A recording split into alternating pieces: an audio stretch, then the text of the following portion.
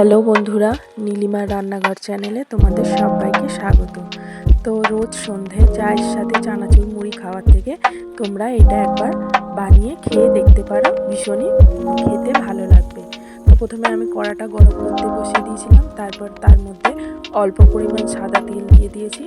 এরপর আমি কিছুটা চীনাবাদাম আর কারি পাতা এটাকে কড়ার মধ্যে দিয়ে ভালো করে তেলের মধ্যে নেড়ে চেড়ে ভেজে নিয়েছি।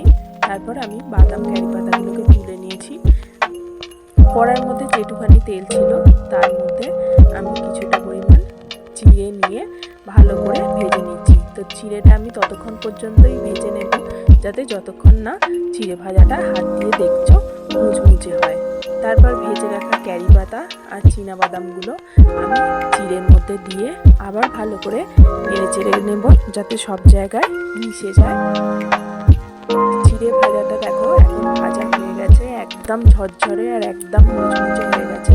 আমি কিন্তু এটা একদম সামান্য অল্প তেলে ভেজেছি। তো তোমরা সন্ধ্যেবেলা কিন্তু এটা ট্রাই করতে পারো। তারপর এটা আমি একটা বোলের মধ্যে তুলে নিচ্ছি। এরপর আমি এটাকে আরও কিছুটা জিনিস দিয়ে সাজিয়ে নেব। তো এরপর আমি এর উপরে দিয়ে দিচ্ছি কিছুটা পরিমাণ চানাচুর। তারপরে দিয়ে দেব ছোট ছোট করে কেটে রাখা পেঁয়াজের কুচি, আর দিয়ে দিচ্ছি কয়েকটা কাঁচা লঙ্কা যেটাকে আমি কেটে কুচো করে রেখেছিলাম। এরপরে আমি এর উপরে অল্প পরিমাণ নুন ছড়িয়ে দেব, বিট নুন। তারপরে এটাকে মাখিয়ে নিলেই হয়ে যাবে সন্ধেবেলা চায়ের সাথে একটা দারুণ টিফিন। তো তোমরা এটা ট্রাই করতে পারো।